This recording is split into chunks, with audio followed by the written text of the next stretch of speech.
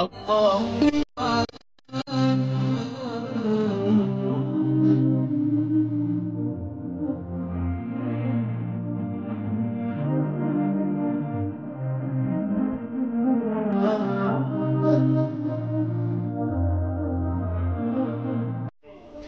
bizim dünyamızda yaşayışımızda erhiliğin arasında, enatan arasında, oğulgıydın arasında, malında, mülkünde, algı vergiyin vardır. Sana ağır geçenler, yönü şu kıyınçılık, Hudayı dinanandan, erinin, enatasının, yönü itiklep, yük yaletip, gününü geçirip, du pakir, şola adam yadına salsın, şu kıyınçılığı hiy olmasa, inşallah kıyamet gün cennete girmegine sebep olur. Kıskaca tip öğürleyin, bir tofor kıyınçılıkları vardır, tamam senin hayrınıdır, ama sen haberin yoktur. Bitir yüreğine ağıram salma. Ha hikmettir, hayrım için nedir inşaallah di, Huday arkandır. İki oldu. Veyrim durmalarla. Üçüncüsü mana hakkıdır. Ey yaş oğullar, ey hacı dedeler, ey cavan dostlar, zindiginizde erhiliğin arasında, enatanızın arasında, ya öylenecek bolyan bir nefer sana adalcak boltur ya adalıptır şonun arasında. Yüreğinde bir ağır dert ba, şonu çözüp bilenak, hal edip başaranak. Şonu özün çözecek bolup, hutkuri edip, öz etin özün ip günün güymama. Şu derdini bir alim, bir hakıllı, emin adam minin geniş. Qaytay deyin, zindigide her kim özüne öğren müşkili oluyor, birininki ağırrak. Şunu hiç kime aytmani, öz yandan özü, işini istedi, idarasını istedi, bazarını istedi, mescidi istedi, özü halledecek bulup, içi bağırını yakıp dargadıp bariye, 20 yaşında ocura olsa 40 yaşarsın. 40 yaşında 70 yaşarsın. Sogabı da yok, bir netice olur. Müşkil olsa bir önemli, alim, emin adamı geniş.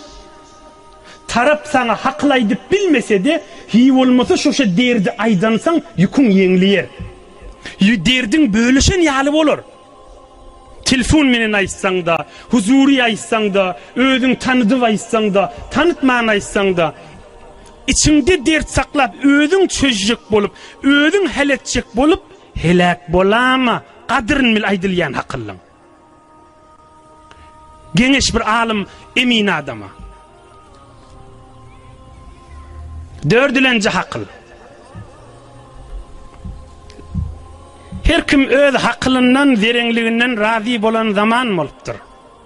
Aham, ey cemaatçılar, ey insan, bizim ulukan 4 merhalemiz vardır. Bir merhalemiz enemizin gövresindedir, enemizin gövresinde. Allah Teala aytiye, fi zulumatin selasya, enemizin gövresinde 3 karanlığın içindedir diye. Yani enen içi şekem, için içinde rehem, rehemin içinde kiseye abın içindedir. 3 karanlığın içindedir diye. İnsanın evvelin merhalesi enesinin gövresidir. Enen içi, içinin içinde de rehem, oğlun yatakta, onun içinde de su kiyen içinde. Ve evvelki merhale. O merhaleni geçiriyor, ene ikinci merhale, dünyanın merhalesine geliyor. Neçe merhalesi var adamın? 4 merhalesi var. Biz şu mahal 2. merhalede. 3. merhalemiz kabr, barzah halattır. 4. merhale, ulu merhale kıyamet meydandır. Evimizde bizim kabr ve yani barzah ve kıyamet bizim evimizde. Aham.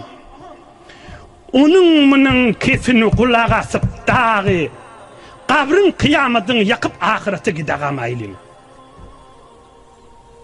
Onun bunun kefine havva verecek bolup owudurrak keplanne bir genrek lugatlar aydanna bihi wurgin adam maqamı deyip ya mahbaralardan eşitip ya öz ova qarangda birinin eşitip Huday peygamberden daş bolup iki merhelede boş qur baramaylı. Enemizin gövresi ondan geçtik. İkinci yağdayımız şu mahal. Evde kabr ve sonra kıyamet yağday evimizde vardır. Şu merheleleri amel-i salih gerek qovluğunu alıp gideylin. Yani hamanı zenanan senden narahatta palani yal del, palanin öy yallel, palanin içesi yal del, mındam narahat senden. Namazlığın üstünde yıkıcıydın oturdu fikret. Ve min şu zenanan mağarada, şu adami mağarada, şu inatan mağarada Hudayın buyruğunu hani yetirdim mi göreyin? Hudaya şükür kemini koymandırın. Tamam oğlu, on kefinden çünkü narahat bolma. Mesuliyet, vazifen bitirmedik bolsan narahat bol. Mesela şu mahal sadece misal edeyinde, mesela bir karment var. Saat 4'te öyüne geliyor.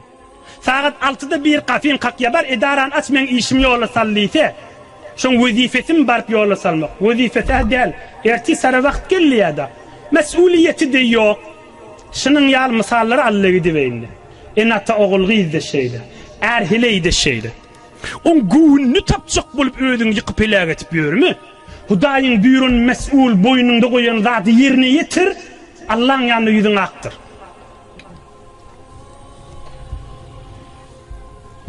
Altılancı haklı. Ey hacı dede. Ey ahuncan. Ey cavan oğlan. Ey yaşlı. Senin yanına kıydın gelse, oğlun gelse, dostun gelse, yegen gelse, sen yanında ya cemaatın biri gelip falaniden zeyrense, falani şeyt ya, falani şeyt ya, falani şeyt ya deyip ağlayısta da onun kefine kızma. Tarafın kefini işitmeyken. Aytay deyin. Ey ahuncan, ey hacı dede, ey düşümlü, ey savatlı, ey ulukan adam, yanımıza kızımız da ağlak gelse, oğlumuz da gelse, ya cemaatin biri gelse, ya yegenimiz ya dayımız gelse, şeyle mi odallı ödüm bilyedim onu nip kefi götürme. Tarafın da bir kefin eşit önce. Tarafın da bir aytyan radı var mı gör. Onun kefiyle kızıp izinden narahatçılık bulamasın. Tarafında kefi yok bolsa, tarafta çından bir bidirek bolsa, aytmağa manası yok bolsa, inni bir gurrunu bir yana elt. Neyinki tarafın kefin işitmeken gurrun kızdırıp turup al gitmeli olsun. Ahırkı hakıl, yedilenci. Yedilencisi, ey bazarda gezip veren dostlar. De hususen bazarın içindekili. Hemmemizde Hudaya şükür, hemmemizde özüne göre her kimin bazarı var da. Senin yanına algı vergi pullip ya mamule edecekti,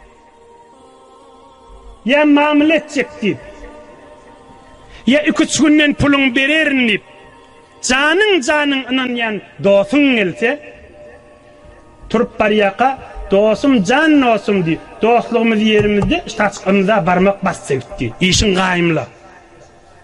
O kıyın görecek de neminne aramız şeyle oldu mu deyip şın qayımla illi kıyın görse görsün. Ya tarap men sadara gaydeyin özüme mengleş olansın. Tarap ahuncanmıştık da. Ahuncan bolsa olsun. Hormatun koy, sile o öz imanın, ona öz mehabbetin, ol soğabın alırsın. İşin makamlı yönü. İşin qayımlı. Ya ahun neymiştik, bir koca adammıştık. Ya mescide katını yenmiştik. Dinlen. Hazreti Ömer'in yanına bir adam birini övüptür. Bir kovadım deyip. Hazreti Ömer aydıptır, durdu deyiptir. Şu mescide katınap duruşunu görüp evri evyen mi deyiptir. Hawa diptir. 5 vakt mescide var ya diptir. Hazreti Ömer näme diptir? Mescide var yan bolsa imanlı adam diptir. Gowa adam dip ewme diptir. Gowa adam dip ewjek bolsaň ya mamule dip görersiň ya musafirete dip görersiň ondan bäri ewme diptir. Mescide gatnaya dip imanlı adam di. Müslüman adam di. Gowa adam dip ewme diptir. Mamule dip gördüňmi diptir. Musafirete dip gördüňmi diptir. İnhe yedilinci hakılnan molli tarap gowa adam. Meselen sadece qariyň ödini kepläp duran. İsana iş düşürdüm ya mamuletçi. İşin qaymla. Amerikan arasında gurrun meri yarahim bidip yöne geçirama. Barmak bastır, şayet tut, işin qaymla. Her kim morsun tarap. Bizim şeriatımız var, Huday peygamberimiz var, işin qaymlamalı. Kuda olacak bolsaň da şeýle. Ha, o mu dik geçirme. İdarla her kim bolsun tarap. Ine bir yedi hakıl bolly. Adacık amal sogaby kan amaner rasullar. Bir neçe qyn wurýan zadyň madyr içinde sen jennete girjeňe sebepdir. Üçlenji onuň munyň kefine gulak atyp kabr kıyamadyň ýakama. Dördülencisi içinde narahatyny aýlap hiç kime geňeşmäni helak bolama. Beşilencisi mesuliyet miktarınca qossy. Gün tapçak bolup ýykylgalama. Altılancı bir neferin kefini eşitip bu bicirim iştigo dip kızma tarafın kefini eşitmesin. Yedilencisi işin mäkämli taraf doğunun da bolsa, dosun da bolsa, ahuncanın da bolsa. Ya her kim bolsun.